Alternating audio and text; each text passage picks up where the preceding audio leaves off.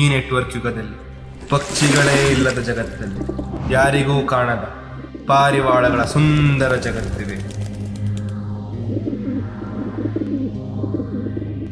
Last time ಈ rules ಇರಲಿಲ್ಲ. ಅಕ್ಕಿ ಛತ್ರಿ ಮೇಲೆ ಭರ್ತಿ ಆಗಲೇಬೇಕು.